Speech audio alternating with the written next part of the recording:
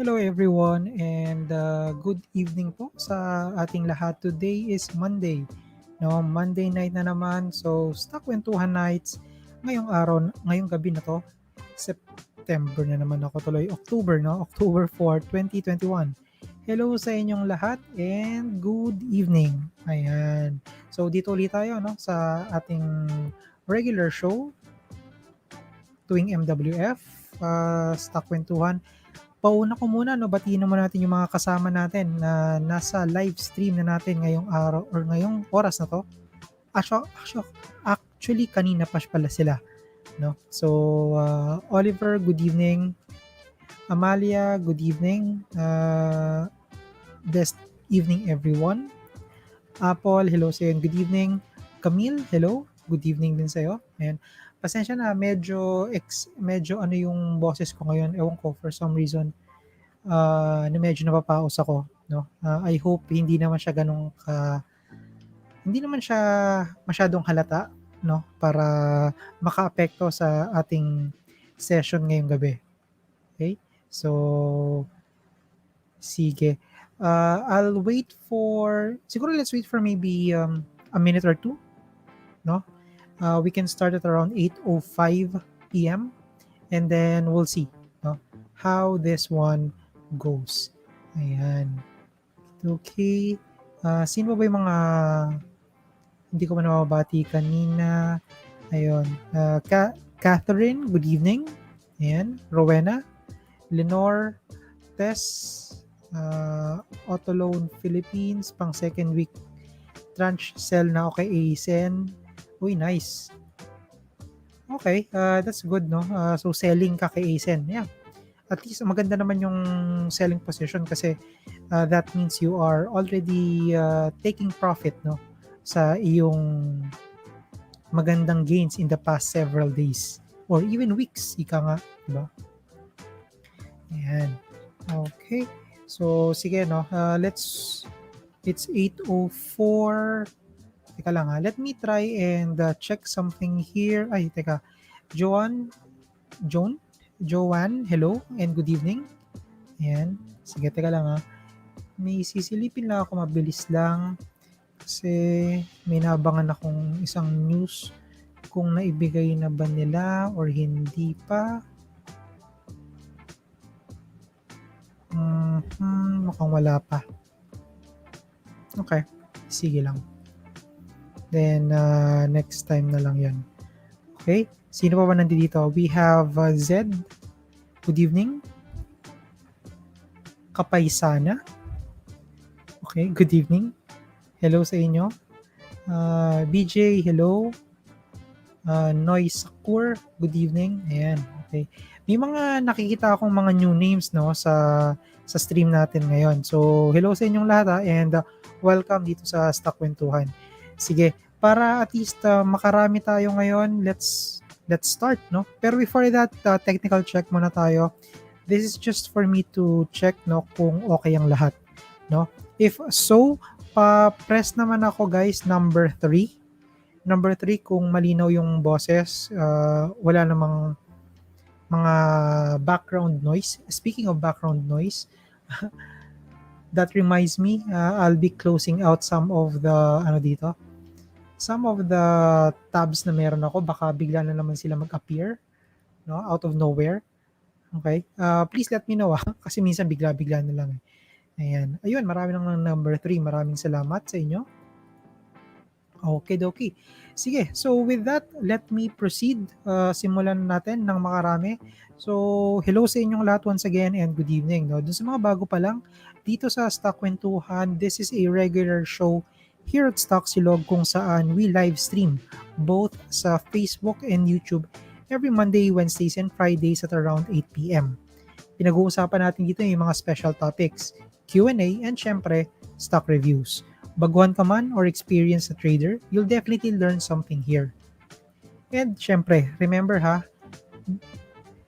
everything that we talk about dito sa session na to are not recommendations, but they should just be used for research purposes only. Okay? Ikaw pa rin ang pipindot ng buy or sell button, so please think before you click. Ayan. And ayun, if you find this type of session helpful, please consider following our social media accounts, especially sa YouTube, no, where we will be posting yung mga timestamp ng bawat topic questions and stock codes na mapag-uusapan natin today. Okay? So, I'll be posting siguro right after the session mamaya. Give me maybe a plus 30 to 60 minutes afterwards. Okay? So I can review everything and then place a timestamp.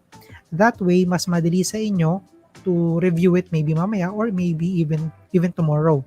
You can also check yung mga previews ng mga StockWentuhan sessions or mga end of the market sessions natin. May mga timestamp yung mga yon. Okay? So that you can easily check. Ayan. Okay? Also, please consider sharing the stream. Mas marami tayo dito, mas marami tayong matutulungan. Okay? So, ayan. Next, ito. Dun sa mga matatagal na, you are already familiar with this one. Pero dun sa mga bago pa lang, ito, no? We are using Slido to pull, no, yung ating mga questions na sasagutin ngayong mga session, yung mga ganitong session natin. Okay? So, just go to slido.com o kaya, ito, sli.do, no? And then, doon sa participant code, just key in StockSilog. Okay? Tapos, makapasok na kayo dun sa session natin. While on the session, you will have, dalawang tabs dito. We have the Q&A tsaka yung poll. Sa Q&A, dito yung mga questions. Okay? Purely questions lang, which is basically the first half of our session today. And then, followed by stock request, yung nasa polls. Okay? Yung mga nandito lang, sila lang yung mga mako-continue natin or mako-consider natin. Okay? Ayan. And with that, let me move on. Ayaw nga pala, no? Sige. Para na rin mas madali sa inyo, I'll be posting sa comment section yung link. Direct link para doon sa Q&A natin. Okay? So that you can just simply click the button or the comment para makapasok. No? Para makapag-post ng questions. By the way, if you are posting questions, please try to check muna. Check nyo muna yung mga questions sa loob. Kasi baka naman naitanong na. No? If so, i-upvote nyo na lang. So, yung mga thumbs up dito sa kanan, no? Thumbs up nyo na lang siya para umangat ng umangat. Okay? And then dito tayo kukuha ng mga questions natin. Okay? So, sige. With that, let us start. No? Okay. So, sabi ni Anonymous, uunahin ko na to. Ayan. Sabi niya, pwede po ba pa-explain regarding market cap? Does it change on a regular basis? What's the significance of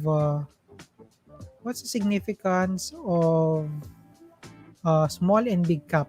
And how does market cap affects the trade? Okay, so market cap is actually just a representation of the company's valuation, no, based on the stock market. Okay, anong ibig kong sabihin doon? Teka ha.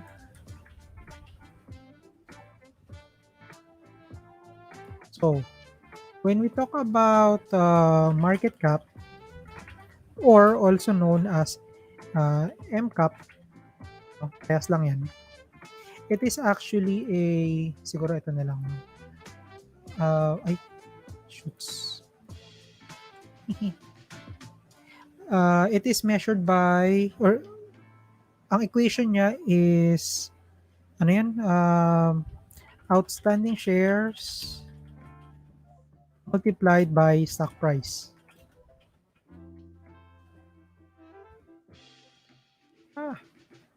Wala na, hindi ko na siya stock price yan ha. Wala na, napindot ko na yan. Price. Ayan. O, di ba? Stock price. So, market cap is outstanding shares multiplied by the stock price. No? Saan nyo makikita tong part na to? Let's open up. Yan. If you go to Edge, no, and since nasa Manila Waters tayo, ganito lang siya. Just go to stock data. And then, you can find here the market cap. Market capitalization. Okay? Paano yan nakuha? Usually, it is calculated by, yung sinabi ko kanina, outstanding shares, ito, multiplied by the market price. Kung magkano yung price niya today, which is 1980. Okay? Multiply that and you will find your 50 etong market capitalization. Okay? So, ganun na. That is what market cap is. Now, sabi niya rito, ano yung significance, no? Being a big and small market cap. Okay. Ito lang yan, no? For a typical trader, mas malaki yung market cap, that means mas mahirap siyang pagalawin. Okay? And the other thing or yung opposite naman is also true. Kapag mas maliit yung market cap, mas madali siyang pagalawin. What do I mean pagalawin? No? Pag sinabi kong pagalawin, that means yung presyo niya. Madali siyang ihatakin paangat, madali rin siyang hatakin pababa.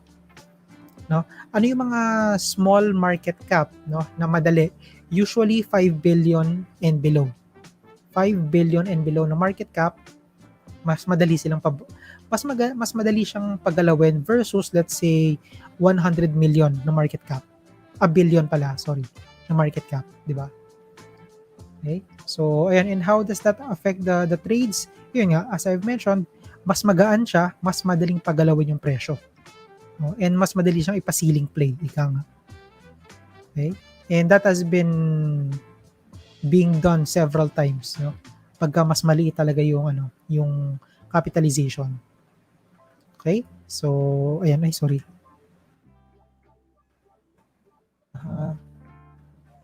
Ayan. Okay? So, ayan, asan ba yun? So, ito tapos na to, no? I hope nasagot ko yung question mo, Anonymous. Okay? Next, angat tayo ng konti kasi may umangat dito bigla. Sabi rito, average down or average up? Ano po maging epekto sa presyo kung sakali mang magbenta na ng shares? Okay. I'm not sure, baka nalito ka sa terminology, no, Anonymous? Kasi when you see average down or average up, it is usually pertaining to buying, no? Kung kailan bumibili ka. Okay? Ibig sabihin ng average down is bumagsak yung presyo, so bumibili ka. No, that's averaging down. Kapag may position ka tapos bumaba yung presyo, bumili ka ulit, then yung average mo from the previous price bumaba. Okay? That's average down. And then the opposite naman is average up. Meron ka ng opening position, tapos bumili ka pa at a higher price kasi nga umangat yung presyo. That is averaging up. Okay? So kaya ako nasabi na baka na-confuse ka on the terminology kasi may sinalang ka dito na question na anong maging epekto niya kung sakali mang magbenta ng shares. No? Kaya medyo nalito ako. Okay? So now, in the absence of this one, let me give you my personal opinion, no, about this matter. Averaging down versus averaging up. Okay? Ako personally, I don't do average down. I do average up.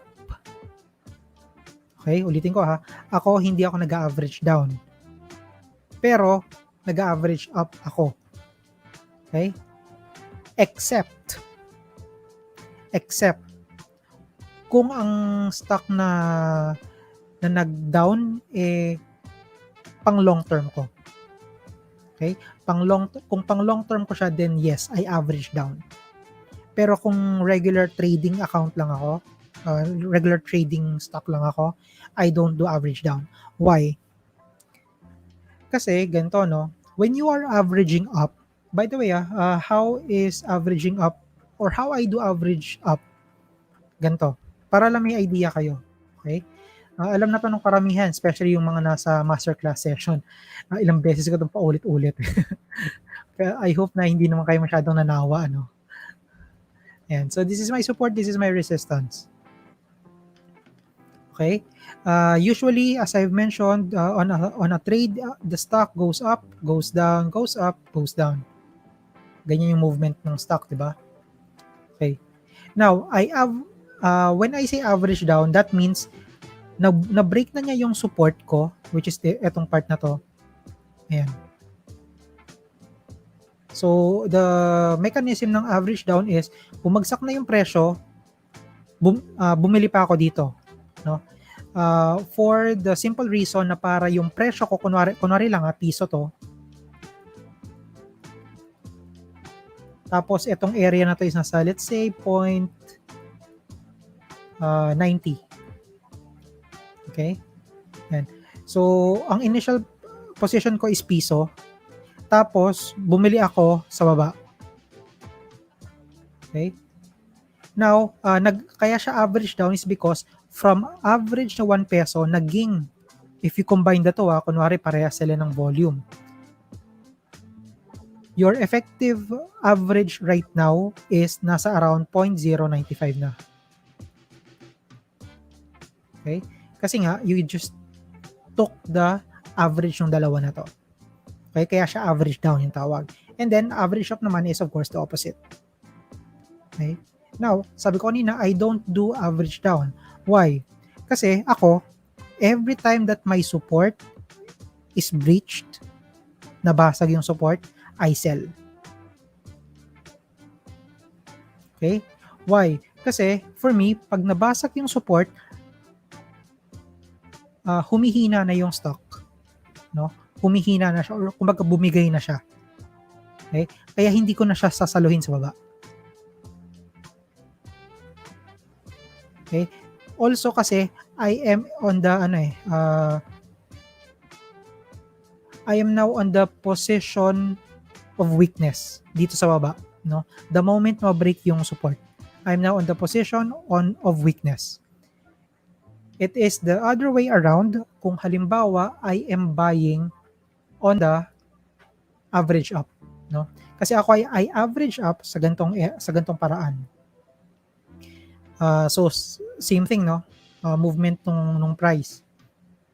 Kapag ito nag-breakout, bumalik siya dito, pero hindi nahulog dun sa previous resistance. Instead, nag-bounce yung area na to. Dito ako mag-average up. So, kunwari, may piso ko dito. Kunwari, this is 150. So, that means my effective average is nasa around 1.25, di ba? Okay? Pero with this one here, as long as this resistance nag-hold siya, no? Then that means I am now buying at a position of strength. Strength dahil maganda na yung position ko sa baba.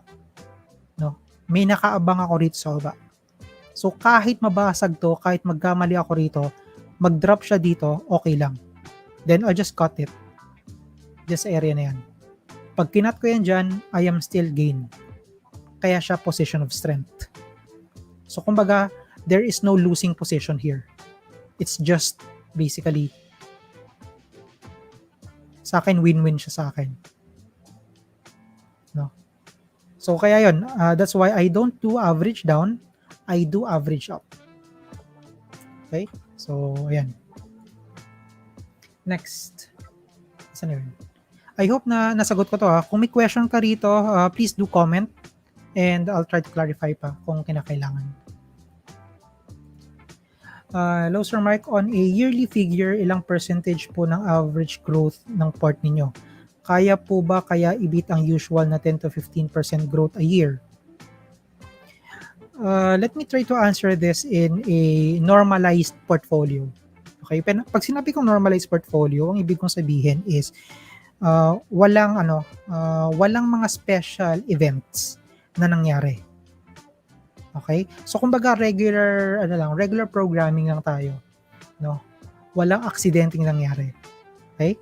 Now, just to share, no, my yearly average growth is in the past 6 years, and 7 years pala. I'm counting from 2014 kasi, no, up to last year.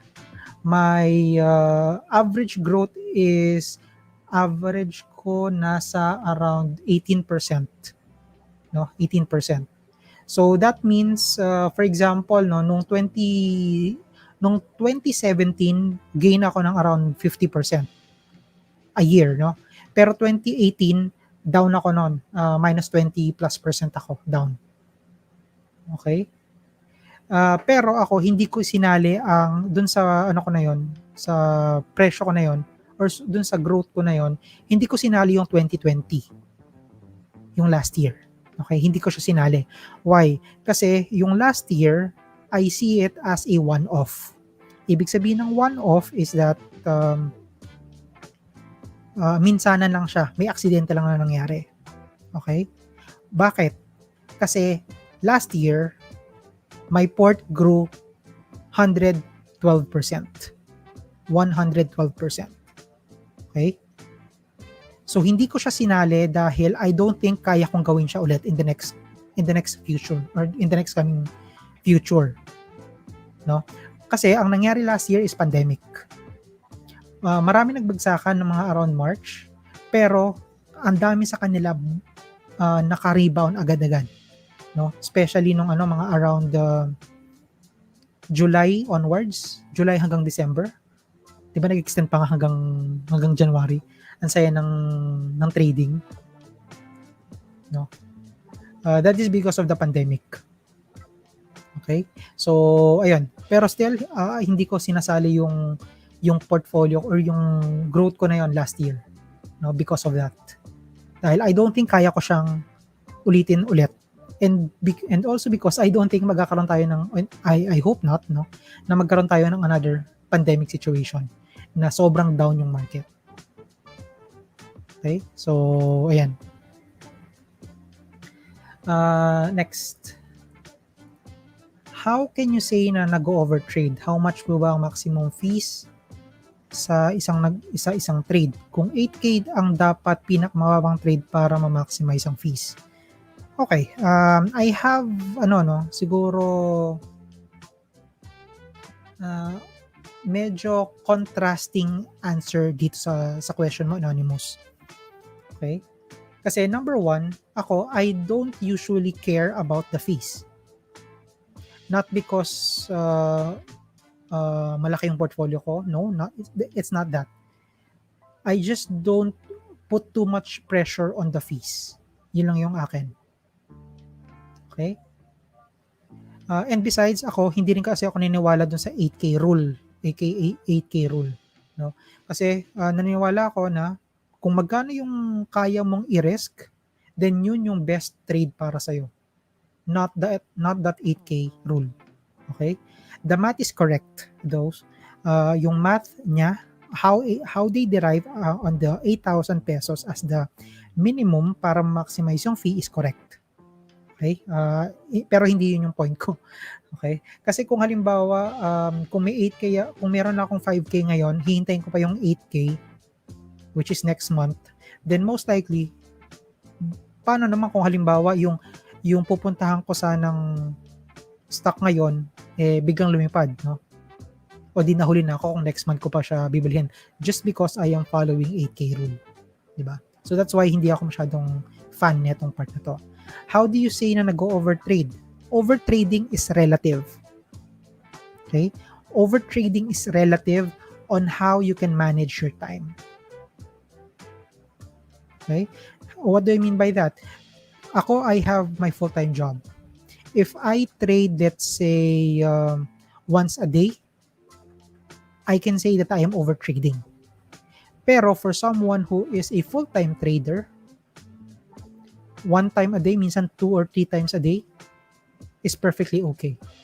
For them, it's not overtrading. Okay? So, depende kung ilang oras mo kaya, kung ilang oras mo kaya consistently na nakababad and nakatutok sa stock market. Okay? So, ayun.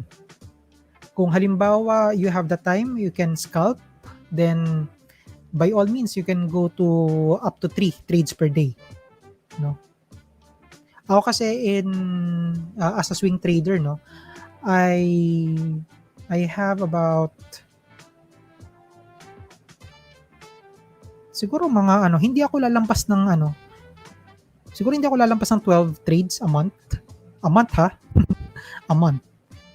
Usually siguro mga 6 to 12 trades. When I say trades, hindi yung I buy and then I sell. Okay? Hindi yon. Per transaction. If I buy now, that's one trade. Kunwari, I buy GMA today, kaninang alas 9:30, that's one trade. I sell it ng 10:30 a.m. also kaninang umaga, that's trade number 2. Okay? Ganun ko siya binibilang. So, my maximum, my range is between 6 to 12 per month. More than that, for me, I'm already overtrading. Okay? So, ayan.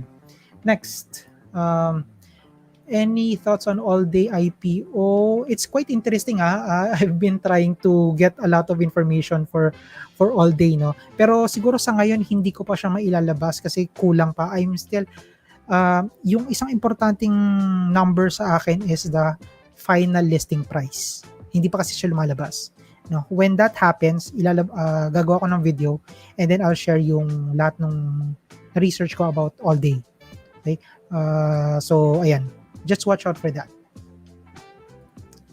Okay? So that's it. After nito, I'll go to the comment section to see some of the questions there. Okay? Ayan. Sabi ni Anonymous, Sir, ano pong nangyari sa stock if may parabolic uptrend? Well, kapag ka nagpa-parabolic uptrend yung isang stock, then that means it is rallying talaga. No? Just like what is happening right now with stocks like Monde, Ascen, Converge, Arit, yon. Those are what we call parabolic. Nagkakaroon ng parabolic run. No? There is a short-term na uptick nung kanilang mga presyo. Okay? So, masayang sabayan ang mga parabolic uptrends. Okay? Mas risky sila, of course, kasi nga, parabolic. Ibig sabihin, on a short amount of time, lumilipad yung presyo. No? Pero despite that, mas marami pa rin yung talagang nagpipick up ng mga ganong klase. Ayan. Okay. So, yan. Before ako mag-resume, no, let me go back sa comment section. Batiin ko lang muna yung iba natin mga kasama dito. Saan ba ako huminto kanina? Ayun. Hello, Jingle. Good evening. Noisakor, maraming salamat. Roy, good evening sa'yo. Lee, good evening. Good evening din. Vicente. Wow. Okay, Vicente, alam mo na yung gagawin mo. Okay. Wag kang sa comment section. Ayan. Josh, hello and good evening. Ben, hello sa'yo. Muntik ng malate. Okay lang. And thank you sa paghabol, no? Okay din si Josh. 2020 is a Black Swan event. Yep, I totally agree. No, kaya hindi ko siya sinasama doon sa sa bilang ko ng growth increase ko per year. Kasi I know na hindi ko siya kayang Hindi ko siya kayang i-replicate, ika nga. Uy, Jonas, hello, good evening. Welcome sa stream. And excited na ako mag-bullrun na ulit ang PSCI. Parehas tayo, bro. I hope na dire-diretso siya, no? I'm hoping na ma-break talaga yung 7,000. Connie, hello, good evening. Jewy, Augusto, hello and magandang gabi. Deolito, good evening, sir. Gina, hello, good evening. And si Elias, ayan, good evening sa inyo, ha. Maraming salamat for tuning in sa ating regular program here. Ayan, sige, let's resume sa ating discussion here. Sabi ni Anonymous, good evening po. What is your thought process when looking at the bid and ask call of a stock to determine if the stock is going up or down? Okay, sige. Let me try to saan yan? Okay, sige. Let's say for example, no, itong kay Picor. Hindi ko alam bakit si Picor yung nandito, no. So ang ibig niyo sabihin dito is yung bid and ask column. Sa broker niyo makikita niyo 'yan, pero at the same time dito sa Investa, you will also see that, no? So just go on the bid and ask table. Bid and ask table. Ito 'yon. So these are your bidders and then these are your ask. So these are your buyers and then on the other side you have your sellers. Okay? Now, how do I determine if the stock is going up or down? Excuse me. Wow. Okay. So number one, let me try to clarify. Hindi ko na determine if the stock will go up or down. Okay? What the bid and ask indicate is a probability kung mag-open ba siya higher or kung mag-open ba siya lower. Okay? So opening price, no? Yun yung magiging main basis ko for that. Okay? So probability mas mataas, no? Dahil kung halimbawa yung malaking part dito is nasa buyer side, then there's a good chance na magkano siya kanina? 3.14. Then there's a good chance na mag-open siya ng higher, let's say 3.15, 3.16, ganon.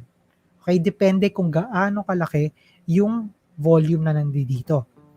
Okay? But ito lang let me clarify. It will not tell you kung ano magiging galawan sa intraday hanggang sa closing. It will not. Okay? Opening price, probability will be a lot higher, no? Pero what will happen on the next, yun yung hindi sigurado. And well, besides wala namang sigurado dito sa stock market. Okay? So the opposite is the same kapag nasa sellers. Kapag mas malaki yung sellers, then the probability of the stock to open lower than the closing today is much higher naman. So kung halimbawa 3.14 ito tapos malaki yung nasa seller side, there's a good chance na mag-open siya ng 313, 314, 310, no? So on the lower side. Okay? Now, let's take an example, no? Kunwari itong si Petron, wala eh. This is almost balance kasi, no? Yung dalawang to. So, inconclusive, no? Hanap tayo. Teka ha. This one. Ayan, ito. Okay. So, as we can see here for ASEN, on the bid table, makikita natin na merong 5.2 million shares na nakaharang, no, dito sa part na to. Okay? While on the other side, 117,000 lang. And then if you try to look down, pababa, no, comparing all this versus all this, medyo malaki to, no, mukha lang silang malalaki, pero for me kasi mas nangingibabaw kasi ito eh. This is 5.2. Okay? Now, what that tells me is tomorrow there is a good chance that ASEN will open higher. No? Higher than magkano siya kanina? 1192. Okay? It might be 1193, 1194, 12, 1210, I don't know. No? So, ayun. Okay? So that's how I use, no, yung bid and ask table to give me a clue kung ano mga pwedeng maging opening price ng stock the next day. Okay? Yan. How do you spot a stock as a position trader? What are your buy signals? I am not a position trader. I am a swing trader. Okay? How do I spot a stock? I use our StockWentuhan, no? Kasi meron tayo dito may stock request tayo, 'di ba? So minsan yung mga binibigay ninyong stock sa akin, when I see it na ang ganda niyang tingnan or pasok siya, no, on the setup ng isang swing trade, then I add it sa aking watch list, no? And then yun yung watch list ko na. Okay? What are the buy signals? Again, no? Looking at this one, yung pinakita ko sa inyo kanina na this is a classic again, no, swing trading. So on a particular range, the stock goes up, down, up, down, up, down. Okay? Where do I buy? I buy here. When the stock price bounces from the support, I buy. And then, kapag nauntog na siya dun sa resistance, I sell. And then, same thing. I buy here, I sell here. If you can see that, hindi ako umaabot doon sa pinaka bottom, no, or pinaka top. I wait for the bounce. I wait for the matawag doon, for the untog.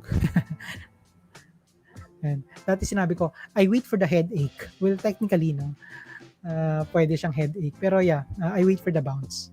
Yan. So, doon ako kumukuha ng buy and sell signal ko. Oh, wow, 8:37. Sige, I'll try na bilisan na. Ano kaya US issues magkaka-epekto sa atin? Medyo broad yung question mo, no? Bago ang US issues, ang main driver kasi natin dito sa ngayon, no, is still the pandemic, which means yung mga cases na lumalabas on a daily basis, it has a one of the biggest impact or one of the major impact, no, sa galaw ng market natin sa ngayon. In terms of the US, well, number one would be the US dollar, USD Philippine peso forex exchange rate. Ano ba? Hindi ako masyado kasing familiar na with the US US news sa ngayon. So, ayan. Siguro yun pa lang naman ang naisip ko. Saan pong chart makikita ang price ng coal commodity? Just go to trading economics. Sometimes I use that. Or sige, ganito. Let's say coal futures price. Ayan. Just go to coal futures tapos price. And trading economics for coal, ayan. So ngayon ay nasa 228 US dollars per ton ngayon ang coal. All-time high ba to? Mukhang all-time high, ha? Yeah, all-time high pala, no? Kaya pala lumilipad ang si Merara.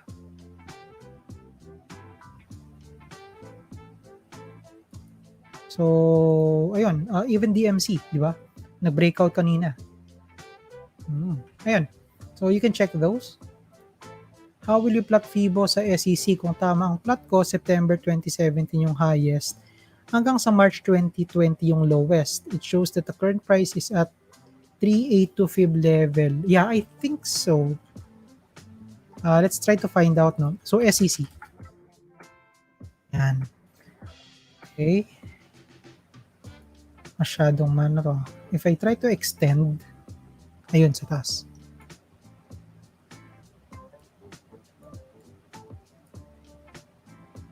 Ayun. Okay, yun. So, sa tip niya, no? Okay. Yeah, I think tama ka. I would plot it same way. Oo nga, no? Plotted talaga siya ng maayos. So, yan. Yeah, tama ka. Tama ka, Anonymous. John, no? Si John ba? Hindi, si Anonymous pala to. Kaya nakatungtong siya dun sa 38.2, which is the 23.92 or 95 ng price point. Okay? So, ayan. Interesting, no?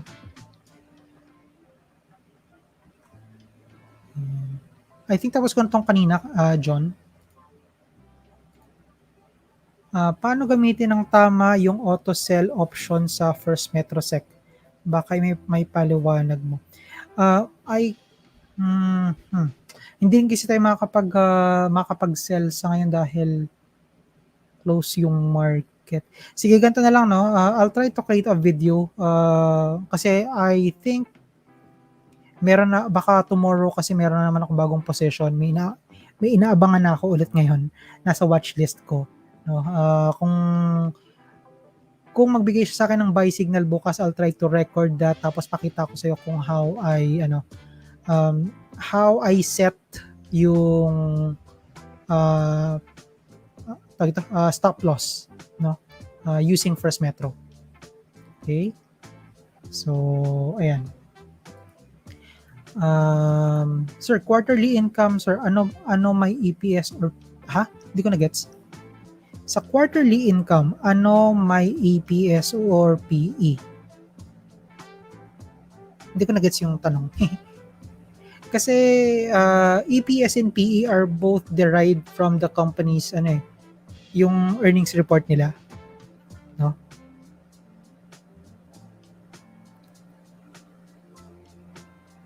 So, sorry, hindi ko masyado na-gets yung tanong mo eh. Ano may EPS o or PE? Kasi lahat meron. Okay. Please post this dun sa polling natin, no? What else? About PES SRO. Okay. Almost lampas na po yung 90-day SEC filing. Regarding the approval of SRO by the Board of Directors June 15 in October na po, may penalty po ba ito? Wala. I think I could be wrong here pero I think what will happen there is kung halimbawa regarding approval of SRO by the Board of Directors. Wait lang. Na-file na ba sa SEC or hindi pa? Kasi kung na-file na, bakit pa kailangan ng approval ng Board of Directors? Or yung after ito? Medyo magulo. Teka lang. Ayan. Uminom lang ako. Medyo sumakit yung lalamunan ko eh. Pasensya na clue kasi hindi ko masyadong nasundan tong SRO ni PES, no? Pero I think what will happen there is magka-pre-approve lang sila. Walang penalty, no? I don't think magkakaroon ng penalty. No? Magre-refile lang siguro sila in case. Okay?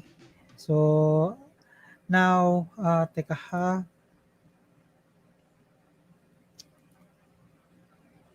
Ay, same lang din to. Teka ha. Sabi ni Kirk, good evening. Pwede ask analysis mo on PSE stocks. Natrap kasi ako, di makagalaw kasi naka-buy me yung nag-uptrend at biglang nag-reverse nung di natuloy GCQ. PSE stocks. Teka ha. PSE na stock ba or hindi? Pasensya na, Kirk, hindi ko masyadong na-gets yung tanong mo. Kasi kung merong PSE kasi na stock, yun ba yung ibig mo sabihin? PSE. This one? Kasi listed din sa PSE ang regulators na Philippine Stock Exchange. So, nandito rin sila. No, kaya medyo nagugulan ako doon sa question 1. Okay. Natrap kasi ako. Di makagalaw kasi nakabuy nung nag-uptrend. Nakabuy ka on uptrend. So, nabili mo siya.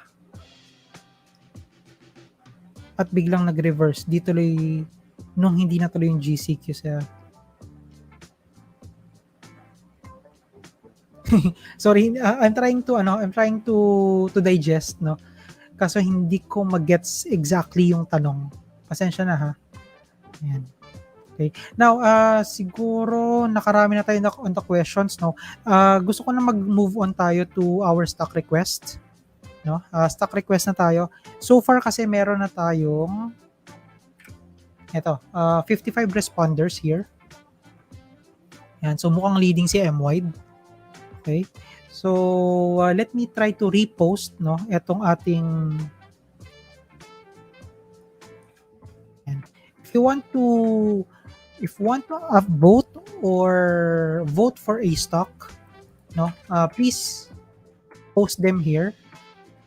And so, I'm posting it sa ating comment section para ma-check ko siya. Okay?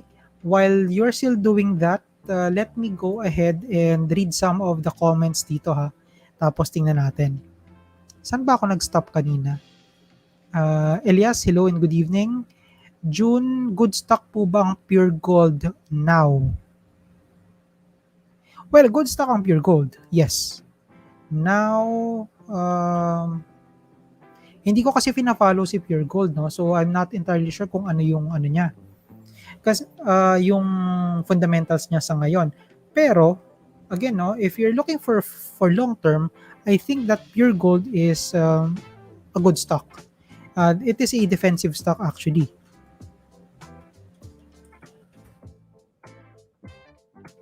On the technical side naman, yun lang. Untog. Untog si P Gold.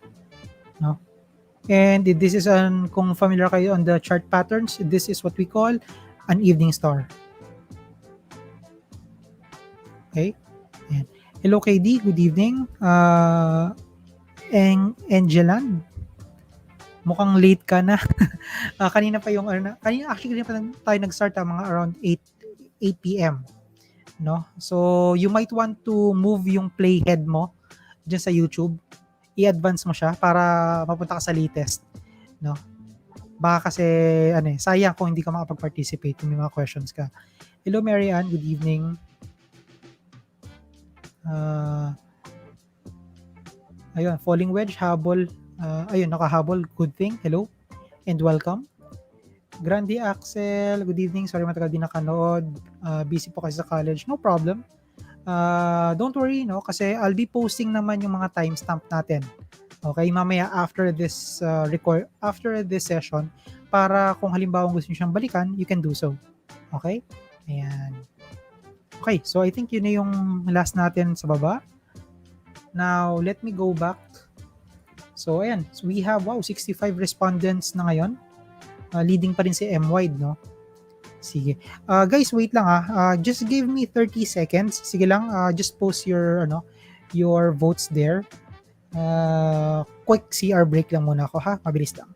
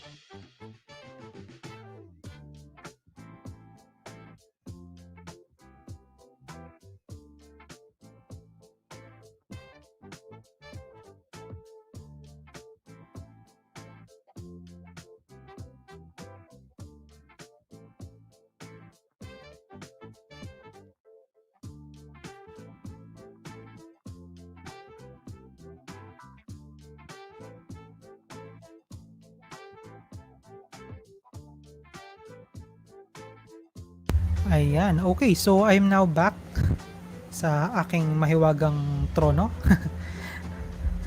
Ayan. Okay, so 72 na tayo. Sige. Let's proceed siguro, no? Once again, no, just wanted to remind everyone that this is not in any way a recommendation. Okay? Everything na pag-uusapan natin dito are for research purposes only. Ikaw pa rin ang pipindot ng buy or sell button, so please, think before you click. And syempre, if you find this type of session helpful, please consider following our social media accounts, especially dito sa YouTube, no? We are running for the 5K subscriber mark. So, konti na lang. At least kanina nung tumingin ako, nasa 4,960 something na tayo. No? So, less than 40 subscribers to go and we will be hitting our 5,000 subscriber mark. So, ayun. If you can help me out, I would really appreciate it. Ayan. And syempre dun sa nasa Facebook din or even sa YouTube, no? If you find this na okay naman, then please consider sharing the stream para mas lumaki yung community natin and hopefully, no, mas marami tayong matulungan. Ayan. Okay? So once again, this is a swing trading setup. As I've mentioned kanina, I am a swing trader. No? So kung halimbawa, ayun, with a time frame na several days hanggang few weeks. Okay? If, asan yun? Yan. If you are a short-term trader, scalper, or chupetero, or day trader, no, this is not for you.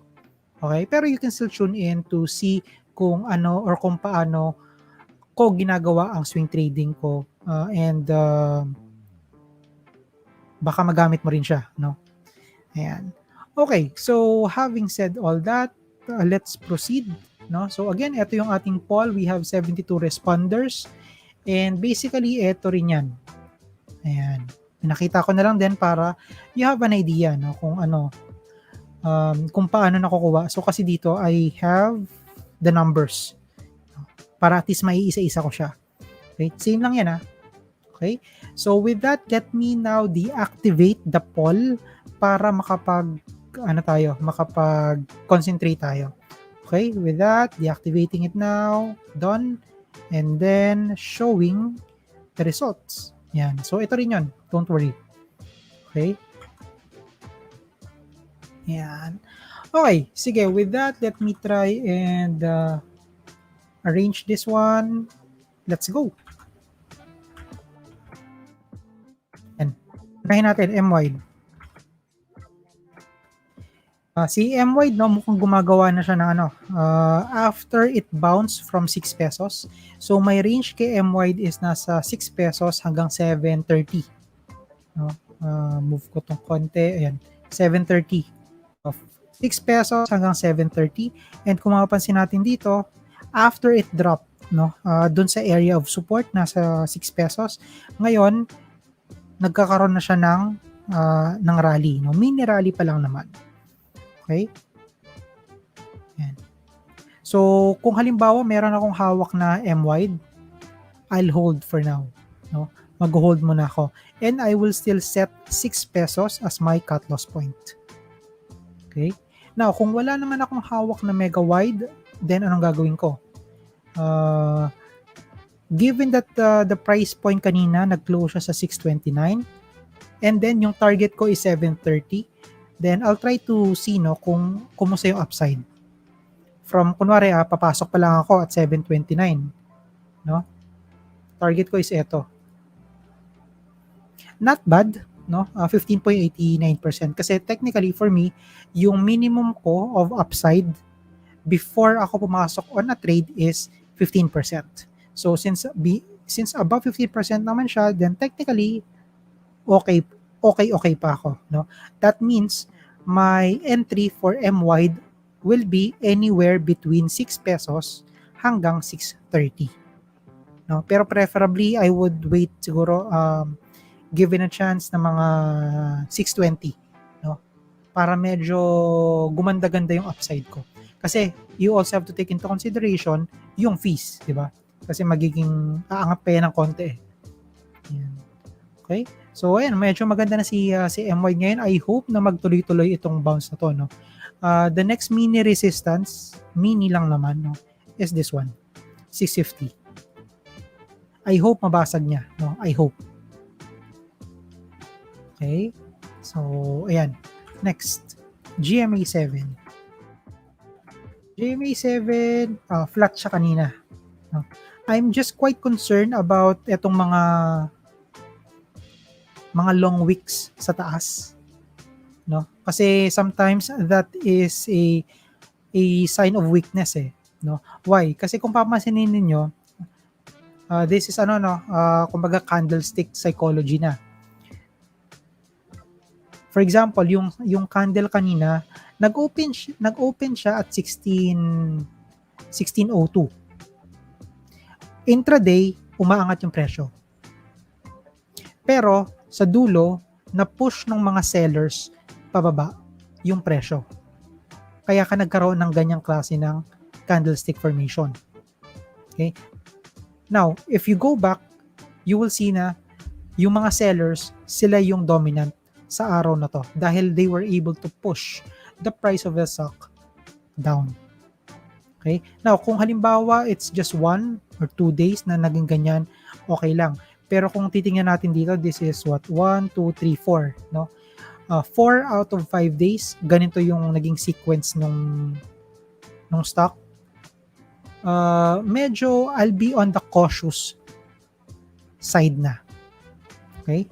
Now, on the technical side, since the stock created a cup and handle, no, based sa mga nababasa ko, no, you can check that stock charts o kaya sa Investopedia, for a cup and handle, on how you can find out the projected uh, target price, you have to measure this one.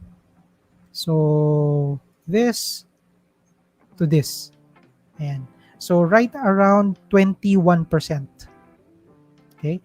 From the tip of the cup hanggang sa bottom niya. Okay? Now, saan mo siya ipa-plot? So you can find the projected target price. Ano to? 2172, no? Dito. Kung saan nagkaroon ng breakout. Okay? So this is 2172.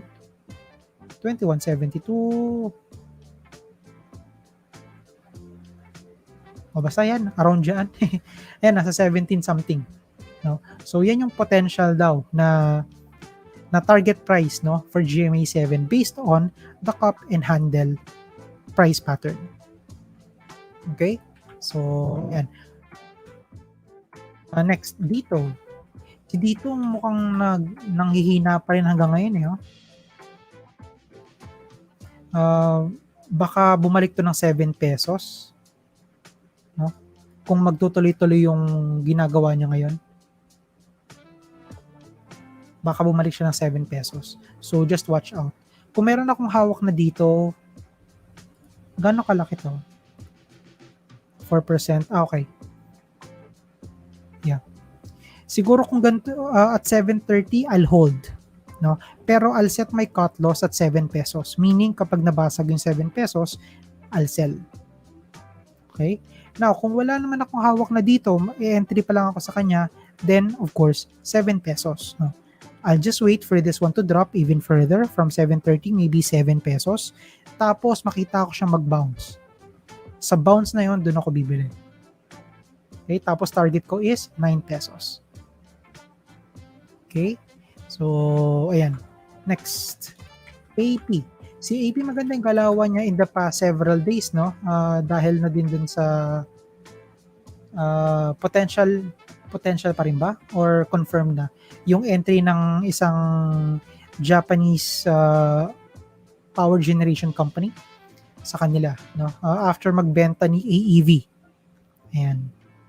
Pero kasi right after that disclosure, nag-drop na agad si AP. Nag-bounce na lang siya sa ngayon. Okay? Yun nga lang, hindi ko nagugustuhan itong last candle niya, no? Kasi basically this one is an engulfing pattern. Itong two candlestick pattern na to, this is what we call in the bearish engulfing pattern. Okay? And as the name suggests, it's bearish. Okay? So, pero I hope na mag-stay put siya or mag-hold siya sa 30 pesos, no? Para naman merong kumbaga pampalubag loob.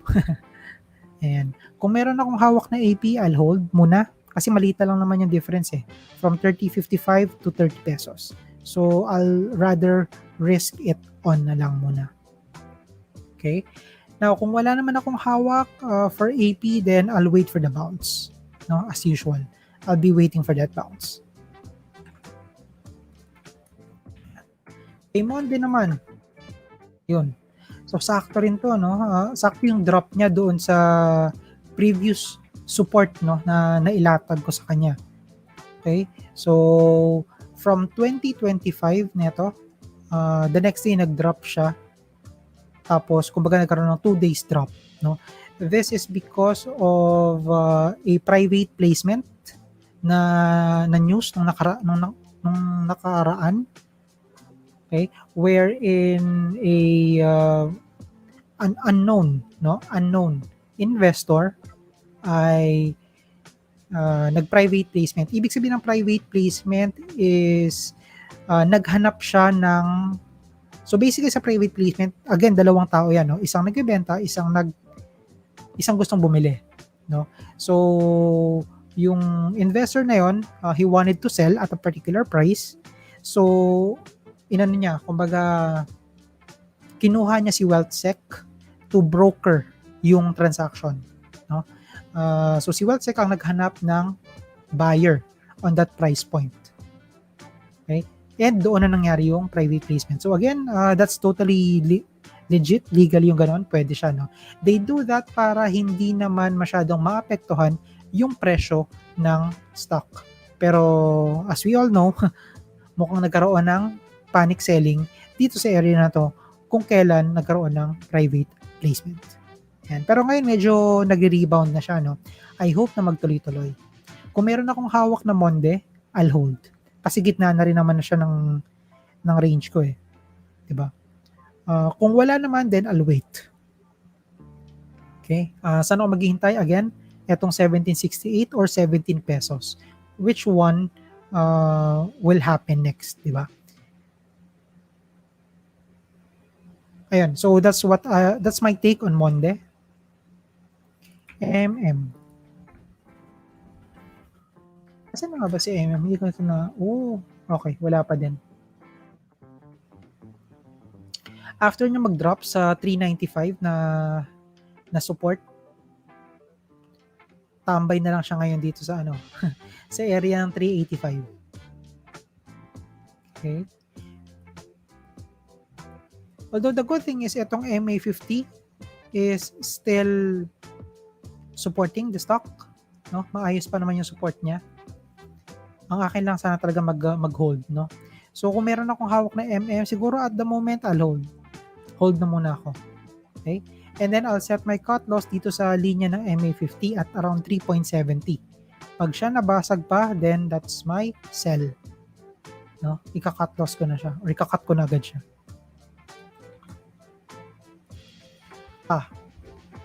Itong si Pa nasa 0.92 eh.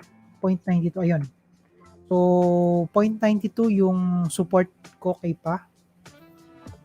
And mukhang nandoon pa rin siya, no?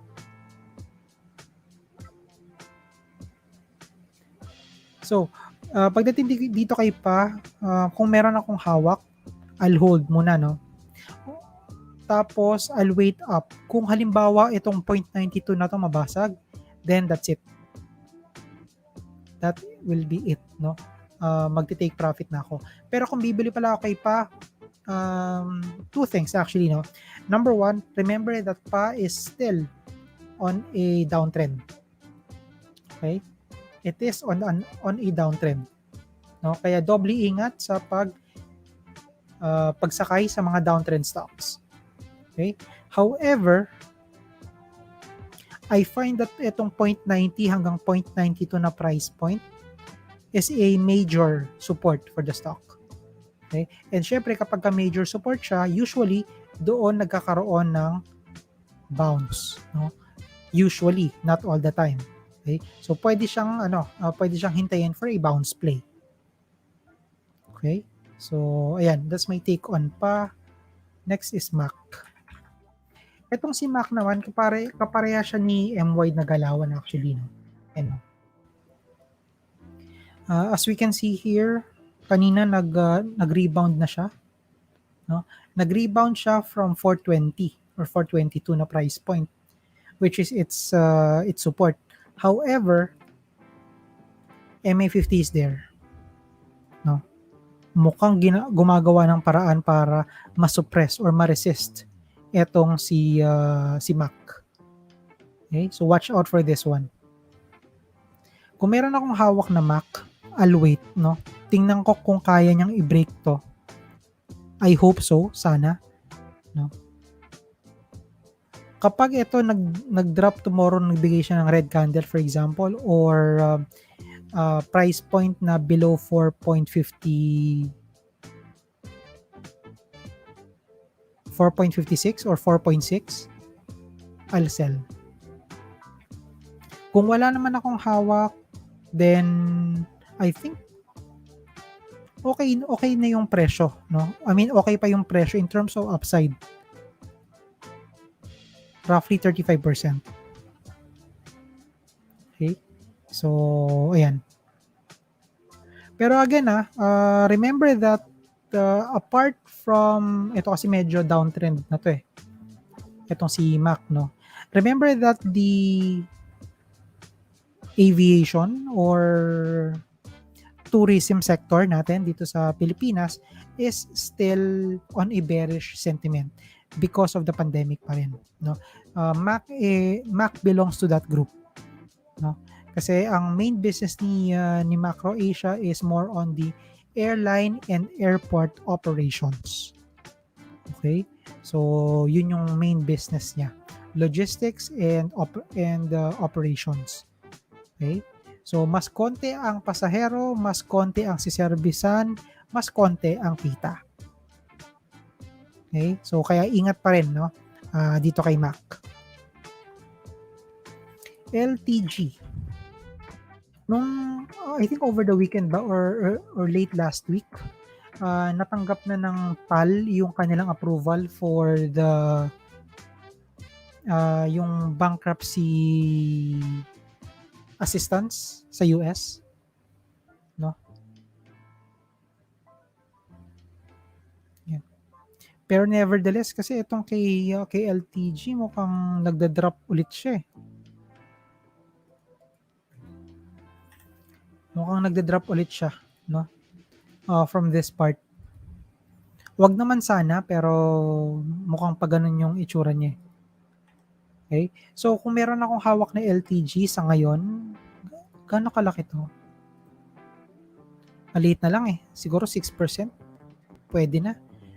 Pwede ko nang, ibig ko sabihin pwede ko nang i-risk on. No? So again, kung meron akong hawak na LTG, I'll hold. Hold lang muna ako sa kanya hanggang mabasag yung 940. Pag nabasag na yung 940, yun yung magiging sell ko. Cut loss na ako doon. Kung wala naman akong hawak na LTG, anong gagawin ko? Then, let's try to measure. From 10 pesos at 27. Not bad. Not bad. No? So, siguro for this one, magiging buying area ko will be anywhere between 940 hanggang 10 pesos. Yung area na yun, no? For a potential 12.80 target price na play. Okay? Next, All HC.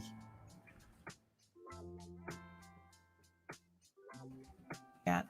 Okay, All HC naman, ang ganda naman ng bounce niya dito.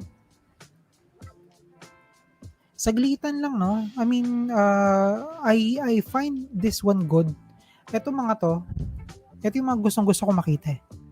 From a parabolic run, tapos bibigyan ka nito. Yan, diba?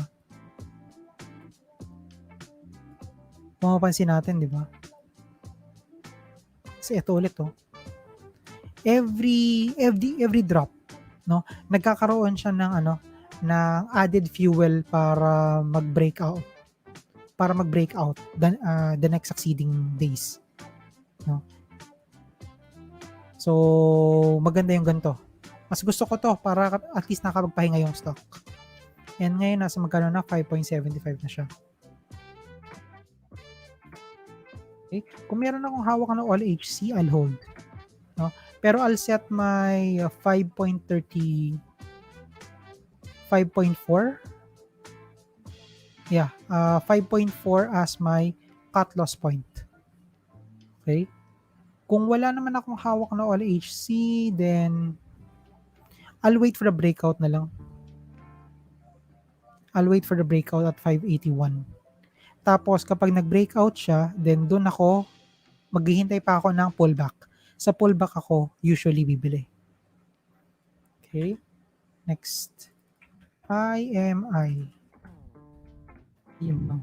Still dropping si IMI. No?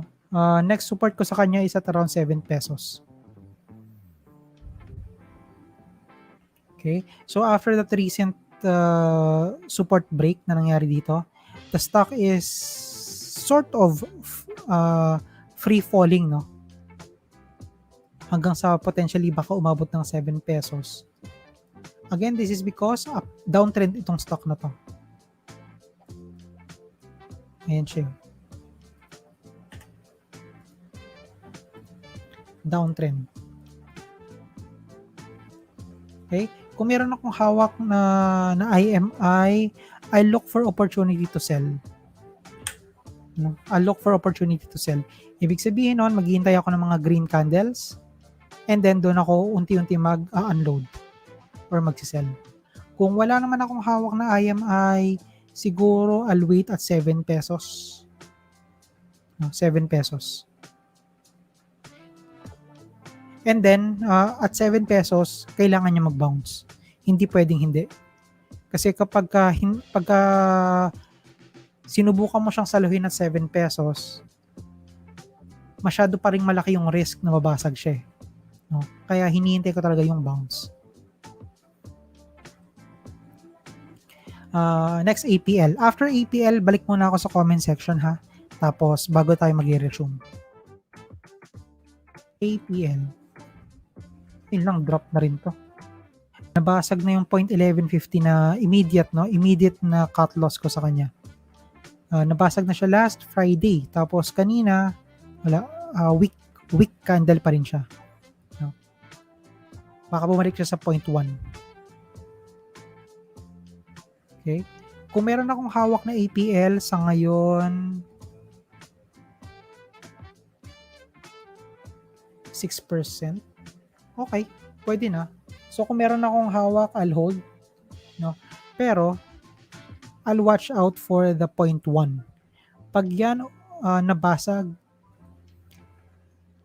ano na yan? No mercy cut loss na yan agad. Okay? Kung wala naman akong hawak, then again, same thing. No? I'll wait. Hintayin ko na mag-drop and mag-bounce. Sa bounce ako bibili. Ayun.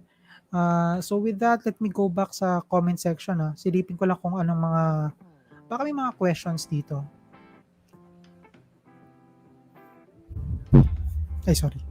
So, Joel, may volume na ba si Meg? Parang wala pa masyado. Wala pa? Wala pa masyadong volume. Malaki siya ha, on 27.76. Pero kasi what I am trying to check here is yung average. No, yung average niya.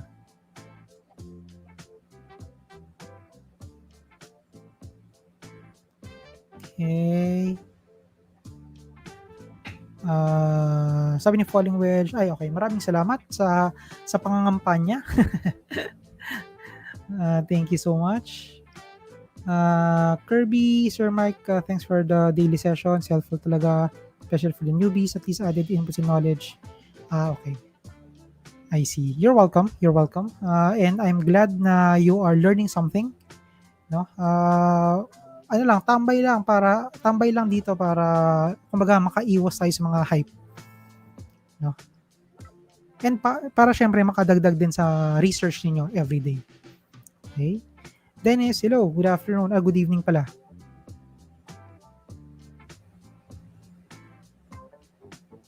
Okay. June, thanks so much. You're welcome. You're welcome. Karen, can you consider na forming ng rounding bottom si M-wide? Pwede, no? Pwede siyang rounding bottom. Especially yung last, last dive, no? Itong part na to. Ito lang, no? Pero on a second thought kasi hindi pala pwede. Why? Kasi when we talk about rounding bottom, it should be the last. Ganyan dapat siya, di ba? And then this is your tip. Tapos ito yung resistance, support mo sa baba. At pag ganyan siya. Pero kung papansinin mo, itong kay MY kasi hindi. No? Ganito siya. Tama ba? Dalawa. Okay. Tama ba? 1, 2, 1, 2. Ayan. Tapos pag ganito. Ayan siya ngayon. Yeah. So this is not a rounding bottom. Dapat solo lang niya yan. Dapat solo lang niya. So for example, no, kunwari na ganito yan. Ayan. This is a rounding bottom. Okay. Frederick, magandang gabi. Kapay, sana any thoughts for ASEN? Kung ano, I think nasa listahan naman natin si ASEN. Ayun, nasa listahan naman. So, abutin natin siya. Kapay sana. No? Ayan. So, I think yun lang naman yung last. Let's proceed. No? Ngayon, DMC naman. Sa tapos natin si APL kanina. DMC. Ayan. Itong si DMC actually, naipost ko to hindi kasi ganito, no? Kasi kagabi ba? Hindi, kaninang madaling araw. Nakatulog na ako, tapos nagising ako. Wala akong magawa. Sabi ko, magre-review ako ng mga, ng watch list ko. No? And at the same time, magre-review din ako ng iba't ibang mga stocks na pwede kong may consider. No? And napansin ko nga itong si DMC. Okay? Kasi ganito, let's try to check, no? Let me try to remove all the drawings first. I'll look at the week. 1 week.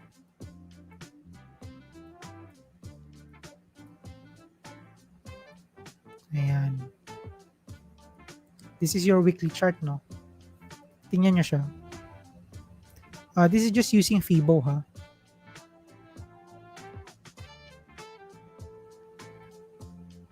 Ay, hindi pa yan. Eto pala.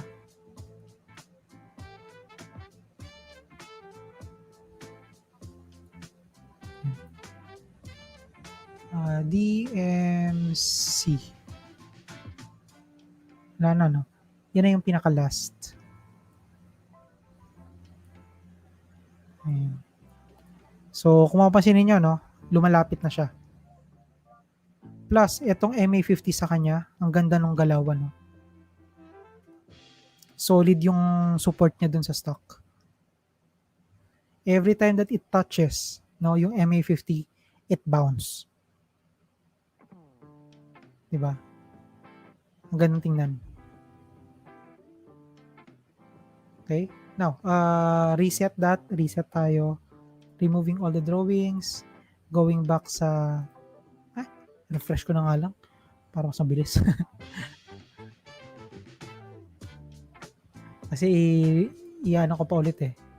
Magre-replot pa ako ulit. So, might as well load na lang yung previews. Ayan. DMC. Okay. So, itong kay DMC, no, ang ganda ng breakout niya after the bounce here sa 685. Ngayon, nasa 770 na siya. Saan yung next niya? 9 pesos. So, 9 pesos na yung kasunod, no, na resistance. Okay. So, ayan. Ngayon, no, kung meron akong hawak na DMC, I'll hold. Tapos, I'll set my cut loss at around 710, 712 area. Immediate cut loss lang yan, ha. Kasi kung antay ko pa itong 685, baka sayang naman yung gains. No? So, ayun. 710 most likely. Doon ako maglalagay ng cut loss price ko. Kung wala naman akong hawak na DMC, I'll wait ng pullback. Kasi medyo tight yung 16% actually. Kasi you also have to consider yung fees mo pa, di ba? So, kung halimbawa target mo is nasa 9 pesos and ma-reach niya yan, then most likely nasa below siguro mga 15%, no? Yung potential upside na lang. Okay? So, my best bet for that kung wala akong hawak na DMC is just to wait. wait na medyo mag-drop siya. Okay? So, ayan. PES. Ayan. Okay, so PES is actually not a, this is a low value stock. Okay, low value stock. Ibig sabihin nun, yung volume niya is not that heavy pa, for me to even consider. Okay? Now, ano ba yung tinutukoy kong value? Ito yun. If the value is less than 5 million, hindi ko siya kino-consider. No, kasi I find it too volatile para sa tawag doon, para sa appetite ko. Okay? So, ayan. Kaya, basically, auto-pass muna ako kay PES. Okay? EMP. Ayan. EMP, ayun. Kumakatok na rin siya sa 1835. Kapag ganito, usually kapag ganito, if hindi pa yan mag-drop on its, wala na eh. Usually kasi 5 attempts lang ako dyan eh. Pag nakikita ko 5 attempts na and hindi pa siya nagda-drop, then most likely mag-breakout yan. Kasi ito ilang beses na eh. Hindi pa siya talaga totally nagda-drop ng gusto. I was expecting na, sabi ko, sana umabot man lang ng 17 pesos. Itong kay Emperador, pero ayaw eh. No? Again, this is not a prediction, no? It's just more on the probabilities side lang. No? Itong 1835 could most likely be broken. Especially that gumaganda rin yung volume nito ni M. Okay? So with that, kung meron akong hawak na Emperador, I'll hold. No? Pero kung wala akong hawak na Emperador, then I'll wait na lang. Kung siguro pag na-break ito. Ayan. Next. ABS. Uy, breakout. So, ABS, breakout siya kanina. Na-break na niya tong 1450. And close at around 1470. No, up siya kanina ng 3.52. Congrats sa mga may hawak ng ABS. No? Next target is 16. 16 tapos 20. And then ito nang sa taas. Yeah. So again, 16 yung nakikita ko sa kanya na next potential resistance. Yan. Kung meron akong hawak na ABS at this point, technical wise, I'll hold. I'll hold. Pag nabasag yung 1450, then doon ako mag-take profit. Kung wala naman akong hawak, then siguro I'll wait na lang ng upside check, 8%, not worthy. No? Not enough upside para sa akin. So with that, I'll just wait for the breakout. Next, ASEN. Ayan. For ASEN naman, parang yung ginagawa ni kanina, was it Monde? Ay, hindi, ni Converge yata. Ay, hindi ni Monde.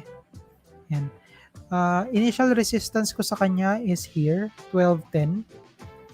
And kanina, nag-touch base na siya dun sa 1210 na yon, pero umurong.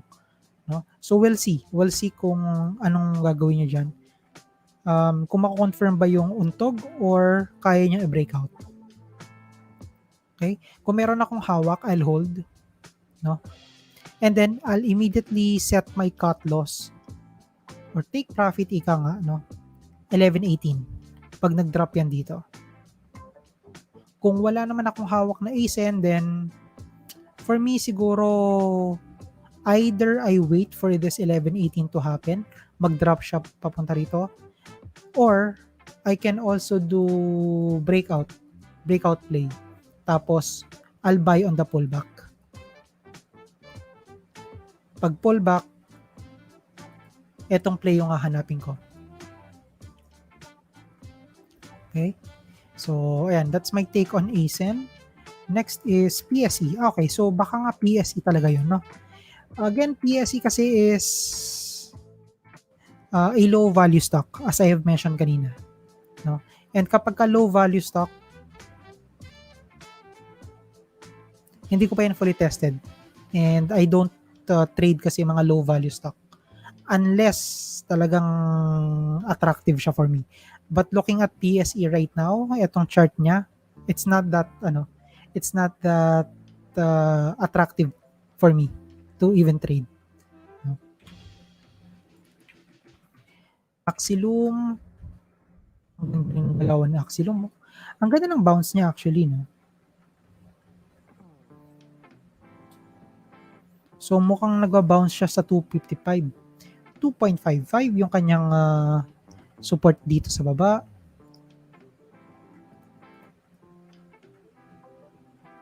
255 tapos 285 naman yung potential target. Okay? So kung meron akong hawak na Axilum, I'll hold. Pero I'll watch out ha. Watch out Axilum holders kasi baka mauntog yan sa 285. No? There's a good chance na mauntog yan dyan. When I say mauntog is that gatong ang potential movement na nauuntog. The moment it reaches yung resistance niya, nag-weaken out tapos magda-drop. And then magda-drop sa support, forming that swing, no? Swing type of movement. Okay? Kung meron ako, I'll wait, pero watch out. Kung wala naman akong hawak na Axilum, then I'll wait na lang ng potential movement niya, no? I'll wait for either the breakout or the bounce. Ayan. Converge. Since 9:30 na, no? After ni Converge, siguro last 3 na lang tayo, ha? After ni Converge. Ayan. Okay. So Converge is also flat, no? Flat ngayong araw na to. Closing at 40 pesos, pero nag all-time high din naman siya kanina. All-time high is 40.65. Okay? Ganda, no? Ganda na ginagawa ni Converge. Okay? Kung meron akong hawak na Converge, I'll hold. I will ride it out, no? Hanggat may volume pa siya. Laki pa rin yung 400 million. So definitely there's still volume there. No? Pero syempre, ako as a kung halimbawa wala akong hawak na Converge, my vote is for the stock to at least go down, no? Kahit maliit lang. Mag-drop muna siya ng konti. Katulad ng ginagawa ni All HC, 'di ba? Ang ganda nung rally tapos may pullback, tapos rally agad, tapos pullback. May laging ganon, no? Etong kay Converge, meron din naman paunti-unti, pero for me kasi it's not enough. Parang hindi pa siya masyado nakakapagpahinga nun. Kung meron akong hawak, I'll hold. Kung wala naman, then I'll wait. No? I'll wait ng ganyan, yung pullback. Okay. Now, last 3 na lang po tayo ha, kasi medyo wala po akong stock. Yan. I'll take House. Interesting kasi yung ginagawa ni House ngayon.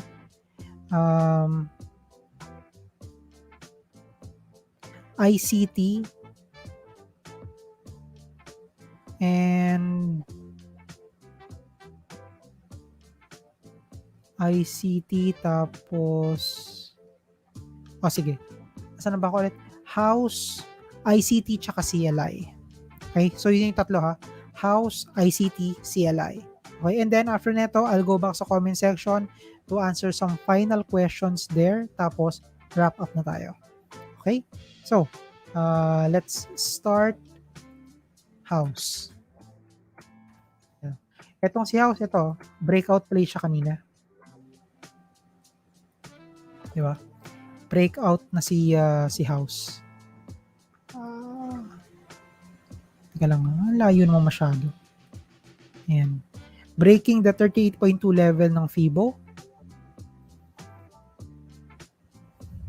And then next resistance is at 1241. Okay, so congrats sa mga holder ng house. Ang laki ng 200 million. Bihira yan. So, sobrang rare niyan kay house. Kung papansin natin dito, the volume start picking up here. Yung recent rally niya. Tapos, nagsunod-sunod na. Kung meron akong hawak na house, definitely I will hold. Pero, I'll watch out for the 10 pesos. Kasi ito yung magiging main support na niya ngayon. Yung binasag niyang support kanina, yun yung magiging main support niya ngayon. Okay? Kung wala akong hawak na house, I'll wait for the pullback. Sana magkaroon ng ganyan. And dapat yung 10 pesos, it must hold. Ayan. Next is CLI. Ayan. CLI naman, ayun, medyo nag-bounce na siya, right after it touched yung 280 dito sa part na to. So, medyo nag-bounce na siya. Red nga lang siya kanina, which is totally fine. And I hope na magtuloy-tuloy. Kung meron akong hawak na CLI, I'll hold. Pero I'll set the 280 as my support. Kung wala naman akong hawak na CLI, then let's see. How's the upside? Medyo maliit na lang. I would rather wait for 326 to break out. And then doon na lang ako bibili. Tapos, play siya for the 410. Okay? So, ayan. Last here, before ako pumunta sa comment section, ha? Yan. So, ICT. Napili ko lang siya dahil I find it quite interesting, yung ginagawa ni ICT. Ito naman, parang kumbaga, if you will be extending si All HC in terms of pullback candles, si ICT yun. Okay? Why? Kasi kung papasin natin dito, ang ganda ng movement niya, breakout, magkakaroon ng profit taking, tapos mag-breakout ulit, tapos profit taking, tapos breakout ulit. So healthy profit taking yung nangyayari sa kanya, which I do like. Ayan. Okay? Kung meron akong hawak na ICT, I'll hold. And pero kung wala, is this an all-time high? Yeah, all-time high itong kay ICT. So alam niyo na, pagdating ng all-time high. And immediate resistance ko will be this one, 204. So 204 must break, para ma-continue niya yung ginagawa niya rito. Okay. So, ayan, that's my take on ICT. Now, let me go back sa ating comment section. Silipin ko lang, Oliver, at opening sa X-date, pwede na ba mag-sell non and still eligible pa sa cash dividends? Iwas buhos lang. In and out lang. Okay. So, this is a short-term na dividend play. If that's the case, yes, okay lang. As long as pagpatak ng 9:30 or pag-open ng market natin on X date, hawak mo yung stock, then you're already eligible. Kahit ibenta mo pa yan at the very beginning, okay lang. You're still eligible. Okay. Maraming salamat, Ruby, for sharing the stream. Appreciate that. For Joy, ano po bang trigger bakit mga REIT nag-aangatan, especially sa DDMPR? To be honest, I don't have an idea. If I can give a siguro my observation, siguro dahil doon sa nakatulong yung magandang opening ni Emrit nung Friday, no? Kaya nahatak niya yung ibang mga stocks, ibang mga REIT stocks. Kung napansin nyo kanina, si Emrit, continue pa rin yung ano niya, di ba? Pag-rally niya. Nag-all-time high siya ulit kanina. Well, technically, second day, pero maganda yung galawan ni Emrit. Ano?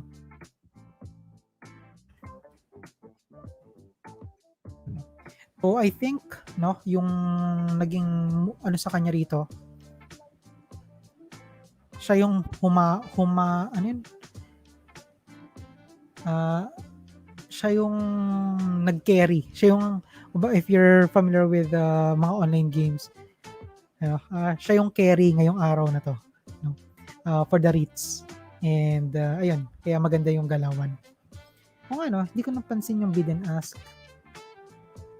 Wala, almost balance. Pero ito lang, no, for MREIT, medyo mabigat na or bumibigat na itong nasa buyer, mga nasa seller side. So, ingat lang, no? Ako, alam nyo naman, lahat ng REIT meron ako. Starting from a REIT back then, last year, no, hanggang sa ngayon, lahat ng mga REITs, no, I buy them. Okay? But then, ako kasi, I don't trade, no? I buy and hold kasi long term yung approach ko sa kanila. Okay? So, ayan.